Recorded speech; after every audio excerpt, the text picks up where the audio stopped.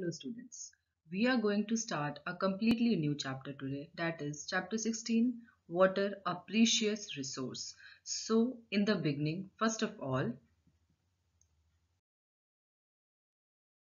we will be dealing with the concept map of the chapter.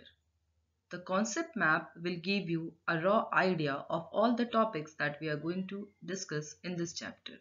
So let us see the concept map of the chapter. So this is the concept map. It will give you a raw idea of all the topics that we are going to discuss. Beginning with, we will be discussing the importance of water. Here in the importance of water, we will see how water helps in maintaining the body temperature, how it is useful in photosynthesis and germination. We will see generation of electricity and then irrigation, cooking, drinking and cleansing utensils. These are the different importance of water. Then we'll see the different forms of water. We know that water can exist in three forms, so we'll be discussing this in detail. Then next we'll be discussing the availability of usable water, where we'll see water scarcity. In water scarcity, we'll see what are the effects of water scarcity, how we can overcome water scarcity. We can do this by water management. So we will be seeing that. Then we will see the causes of water scarcity. What are the causes of water scarcity, or what are the causes of depletion of water table? Okay, sorry. So the next topic that we'll be discussing is groundwater. In groundwater, we'll be discussing about water table, and then we'll discuss about the depletion of water table. Then we'll be seeing how groundwater can be pumped, and then we'll see how rainwater is helping in, or how rainwater is forming groundwater. So these are the different topics that we'll be going through in this chapter. Okay, students, so let us start. So starting with, first of all, we should know why are we discussing about water in detail, or why is water so precious to us? To answer this question, we need again to ask ourselves a very common, a very simple question, and the simple question will give us the answer to this question also. And the question is,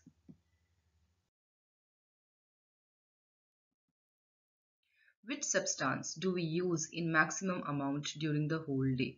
So if I ask you all this question, what will be your answer? So your answer will be water. Water is the substance that we use in maximum amount during the whole day. So let us see what are the different uses of water.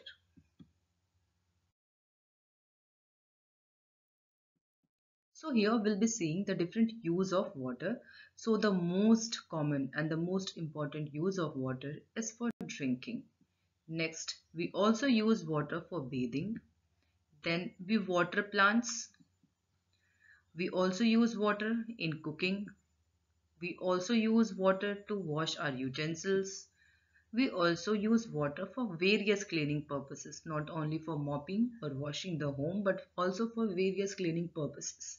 Next, water is also used in industry. So we can see here that we cannot live without water. All these different uses of water are showing that water is an inevitable part of our life, and we cannot survive without water. Moving on, students. We have already seen what are the different uses of water. Now moving on.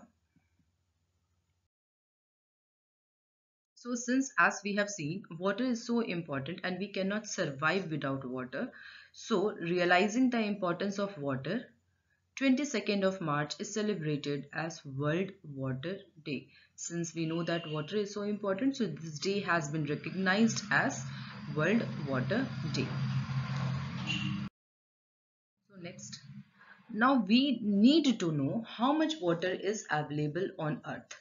We have heard, we have been studying this, that our Earth is known as blue planet. Why is our Earth known as blue planet?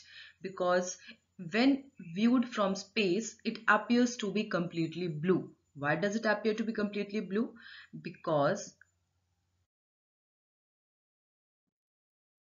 almost 71% of the Earth's total surface area is covered by water. Now, out of this total 71%, almost 97% of it is covered by saline water. So that this water is present in either seas or in oceans. Okay, so you can see this is the total water. This is the total water present on the earth, out of which 97.5% is present in oceans and seas as salt water or saline water. So the amount of water that is usable is very limited. It is limited. Okay, moving on. If we talk about this small amount of water that is available as fresh water which we can use, out of this almost 79% is present in the ice caps and glaciers which are not accessible by us. So again, it has decreased further. Next, out of this, other 20% is present in the form of groundwater. Okay, now you can see a very small amount is accessible to us. A very little amount is accessible to us. So if we talk about this little amount that is accessible to us, out of this little amount also 52% is present in lakes, then 38% is present in soil, a little amount is present in as water vapor in atmosphere.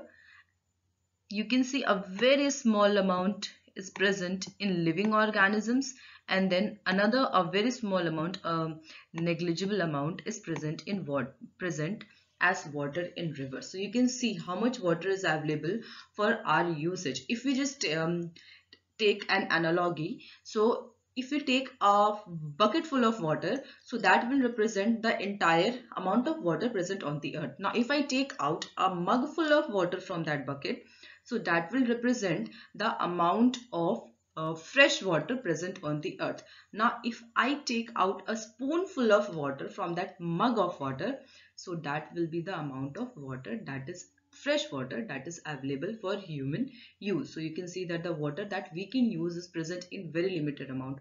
Although 71% of the earth is covered by water, but the water that is usable by us is very limited, and that's why it is our responsibility that we use this water that is present on the earth, that is which we can use in we should be using it wisely and we should not waste it.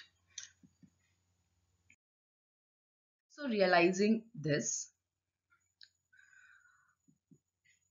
United Nations has recommended 50 liters of water should be used by each person each day. So this, since we have already seen that very limited amount of water is present on the earth which can be used by human beings, so United Nations has it has recommended that only 50 liters of water should be used by each person each day. So this is the amount of water that a person can use. Now moving on, students, to the next topic. So now we'll be discussing the different forms of water present on earth. We know that we already know that there are three states of matter, and water can exist in all these three states of matter. Okay, so that is, water can exist in solid form, liquid form, and also in gaseous form. So in solid form, water can exist in the form of ice. In liquid form, it is present in the form of water, and in gaseous form it is present in the form of water vapor or steam in the atmosphere. Okay, so these are the three different forms of water. We have already seen the arrangement of molecules in solids, liquids and gases. So here this diagram represents the arrangement of molecules in solid form of water, liquid form of water and also in gaseous form of water. So these are the different forms of water. You can see we already know that solid forms are present in the as ice in glaciers and snows, then liquid form in as surface water or groundwater, and in gaseous form it is present in the atmosphere as water vapor. Moving on, students. Now we are discussing so much about water, but how does this water come to our earth, and how is this balance of water on the earth maintained? We are continuously using water, but still water, it remains on the surface. So how this balance is actually maintained? Okay, so this water cycle will give us the answer to this question. So let us see first what water cycle is.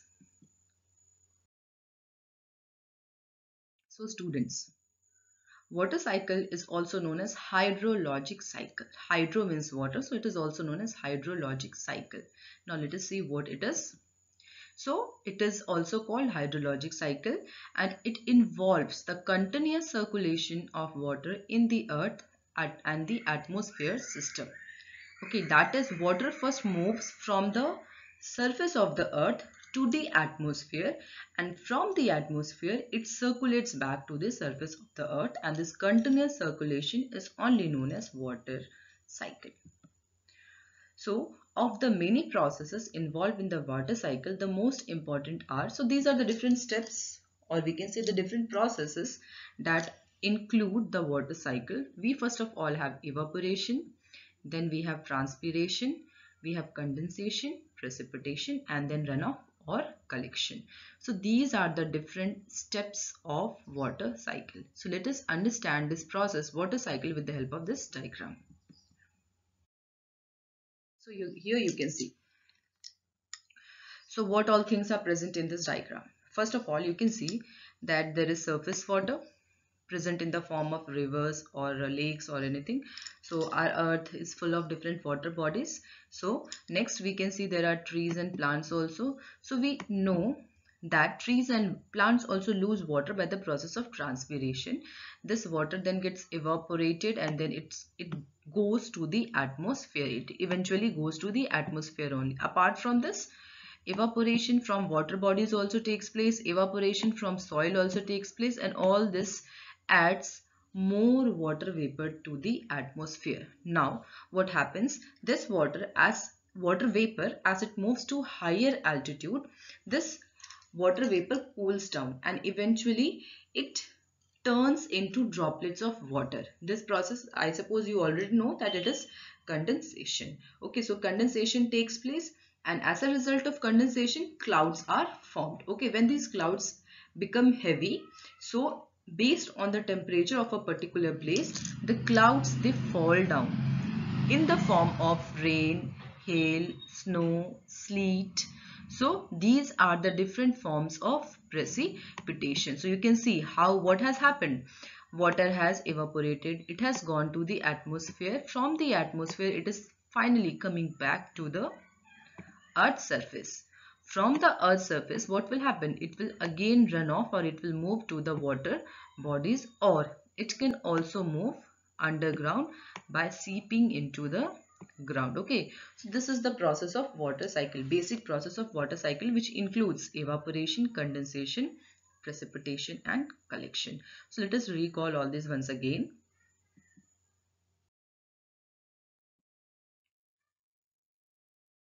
So what are the different steps of water cycle? First of all, we have evaporation, then we have condensation, next we have precipitation, then we have collection or runoff. These are the different steps of water cycle. Again, the same diagram to make you recall the different steps of the water cycle. So first of all, evaporation will take place. Along with evaporation, transpiration from plants will also take place. Finally, the water vapor that has moved into the atmosphere by the process of evaporation will condense, resulting in the formation of clouds. When the clouds will become heavy, they will fall down in the form of rain, hail, sleet, snow, etc. This is known as precipitation. And finally, when it will fall down, it will get collected again to the surface water, or it may also seep into the underground. So students, this is all about water cycle, and I suppose this is all for this video also. Now we will end this video with a quote which says, make every drop count. We have already seen that the amount of water that is present on the earth is limited. So it is our duty to make every drop of water count by using it wisely. So students, this is all that we are going to discuss in this video. Thank you so much.